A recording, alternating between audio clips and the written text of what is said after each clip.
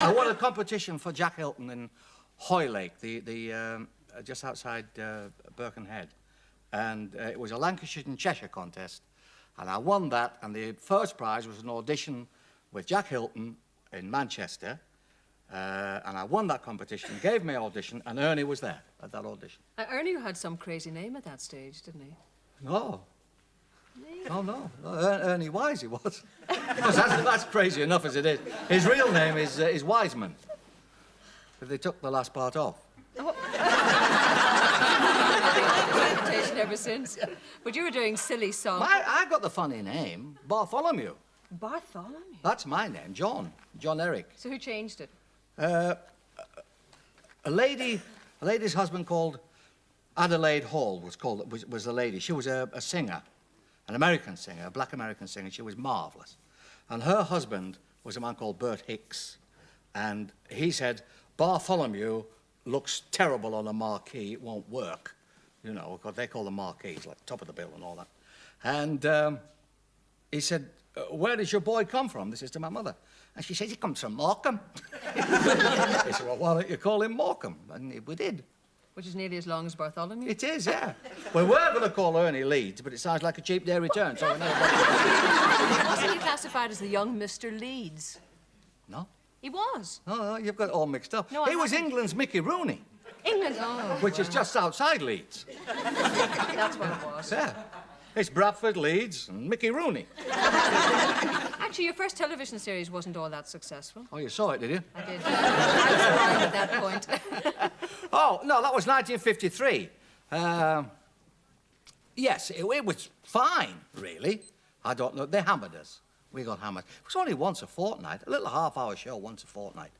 And how old were we? 26 or something like that, you know. And the critics, really took you apart? Oh, yes. I remember all the write-ups, all of them. Psychologically damaged ever since? How dare they put such mediocre talent on television? How McCogan stands out like a rose in a garden of weeds. This is true, all true.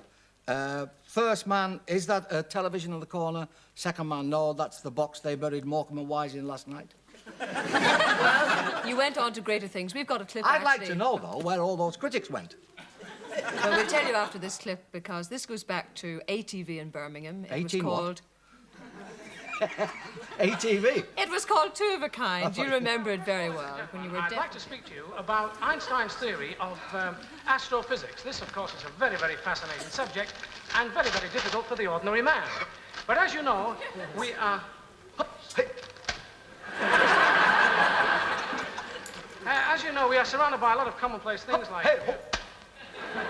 motor cars, aeroplanes, and vacuum cleaners, and very few people seem to That's fantastic, isn't it? Isn't that lovely? 62? You haven't changed a bit, have you? Still as young-looking and dashing as ever. I wish I was, I can tell you that. Actually, Slim I was there, and hair. with having a face as recognisable as yours, it obviously must make going places rather difficult. No, I enjoy it. I always feel that anybody who says, oh, don't bother me, and I don't want to be a star, and I don't want this, that, and the other, talking rhubarb. I mean, what are they in it for? They can only then be in it for the money, you know. But, I mean, to have success, I think, is absolutely fantastic. To be recognised. But there was one point when you weren't recognised, wasn't there? And, when you went out with Dickie Davis to a football match. Oh, yes, coming from Wembley.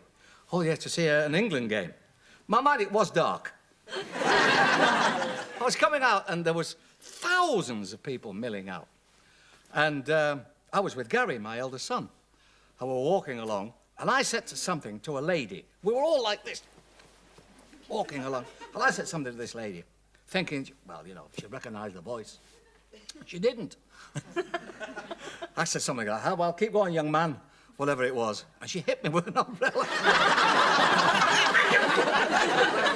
And Gary stood in front of me, because he would have been taller if he hadn't done that.